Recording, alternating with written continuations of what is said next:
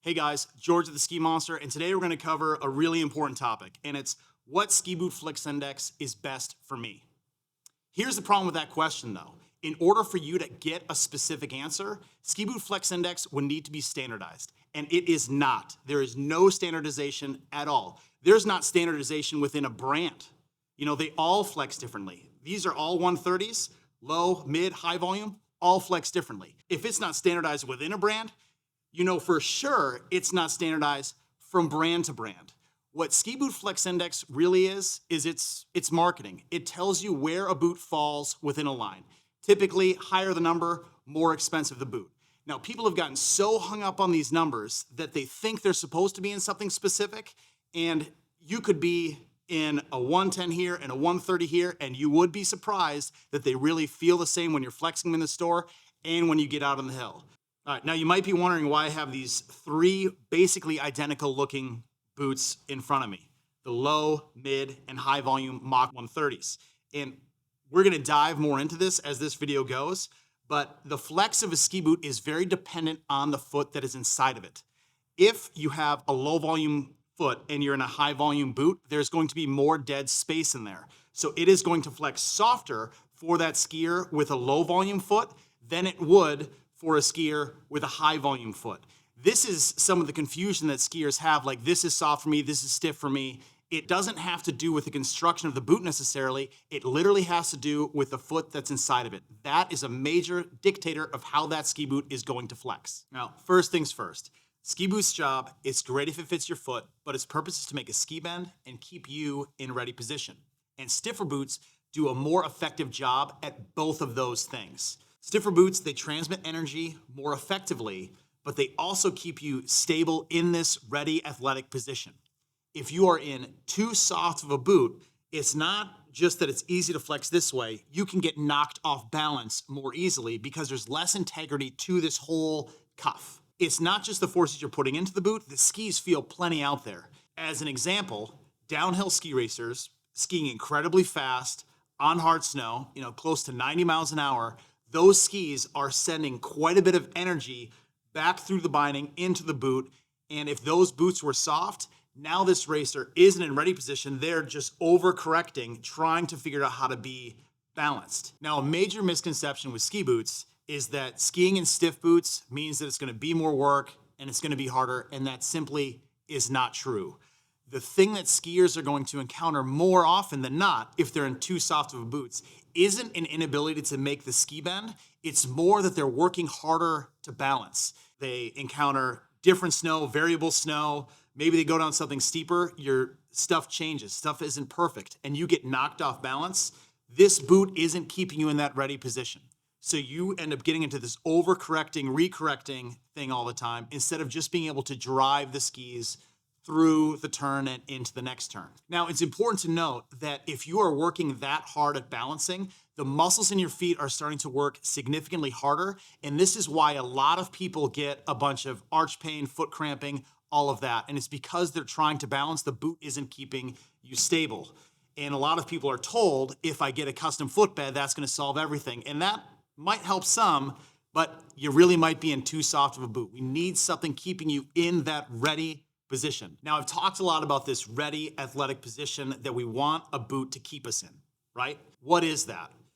So we need to assess ankle mobility, and this is a key part of the boot fitting process. When you're buckled in your ski boots, we want to see your knee getting over the big toe when you're flexing in your ski boots. Now, of course, that boot is going to stiffen up when it gets cold, and that's going to be harder to do, but it is going to be more easy to flex that boot forward once you're clicked into a binding. Skiers with rigid ankles that are in too soft of boots also often experience foot pain right here on the inside of their ankle, the outside of their foot, and even a little aching underneath the arch.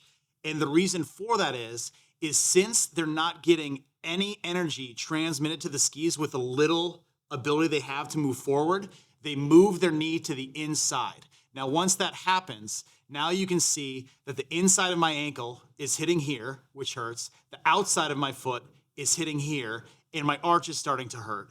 And what they're thinking is, I need a punch here, I need a punch here, and I need a footbed. you might need some of that stuff. It's possible, but we're not going to solve any of those things if you keep being in a boot that's too soft. You need to get into a stiffer pair of boots. Now, you might be asking yourself, why are there so many ski boot options, so many flexes, when it really sounds like what you're supposed to do and what you should do is be in a stiffer pair of boots? And the reason so many flex options exist is because ski shops need to hit price points and manufacturers want to sell boots. If there isn't a price point offered, then the manufacturer is going to lose out on the sale, and so is the ski shop, and they're just trying to move units, not necessarily get you into what is best for you and your skiing. Part of the way that people grabbed onto, what ranks from good, better, best is via flex index. And this whole flex index thing isn't standardized at all. The numbers mean nothing. They're marketing numbers. They're not comparable within brand. They are really only comparable within a specific model line. And right here, while these boots look the same, you're looking at 3 different model lines. You're looking at the Mach 1 LV, MV, and HV. All 130s, but they don't all flex the same. Now, while these boots do flex differently, let's pretend that structurally they did the exact same, the appropriate constructions, wall thickness wise, with the liner, everything, so they truly would flex the same. The problem is that the flex is dependent on the foot inside of it. So if you don't have enough foot inside of the boot, then the boot is going to flex softer because there's more dead space. Noah and I ski in the Mach 1 LV 130. And again, we're pretending like all these structurally are built the same. If I put my foot in this, it is going to flex softer because there's more room on top of my foot. There's more dead space, so it's going to flex softer. And there's going to be even more dead space here. It's going to flex softer again. So even though Technica, we're pretending to make these all flex the same, flex is dependent on the foot that is inside of it. If it doesn't fill up this whole interior, it is going to flex more softly. Now, if we were going to standardized ski boot flex, quite a bit is going to change, and it can change in one of 2 ways. Now, I don't have a ski racing boot out here, but let's pretend I have an Atomic Redster Club Sport 110 here, right? Number says 110. That would be the stiffest boot out here of all of them. So what does that mean that we do to these 130s, or what do we do to that 110? If that 110 stays 110, then these boots are going to become 100, 105. The numbers are going to drastically change. Or do we keep these numbers the same and call that Club Sport 110 a 140? And then the 130 would be a 150. And then the 150s would be 170s. And then the 170s would be 190s. A lot of stuff would have to change. And the psychology of numbers that skiers have, how much they grab onto these numbers and think they're so important and they need to live and die by them, it's going to be an absolute mess. Now, when I was talking about being in stiffer boots, I'm really talking about being in commercial boots. Race boots are a different breed. Think about them more like, driving a sports car. And sure, you could drive a sports car down Newbury Street and it's going to look really cool, but it is not going to be fun to drive. It's going to suck as you hit every crack, manhole, pothole in the road. It's going to blow. That thing doesn't start to feel alive until it's going fast. The same is true for race boots. So no, it doesn't make sense for the vast majority of skiers to get in the stiffest thing out there. That's race boots. But in commercial boots, you're going to be just fine. If you're not on race skis or you're not ski racing, we don't need to be in race boots. What's important for you to do when you're getting boots, if you want to have the best experience out there, get into the stiffest boot that you can afford that feels consistent and uniform with your foot that you can properly bend.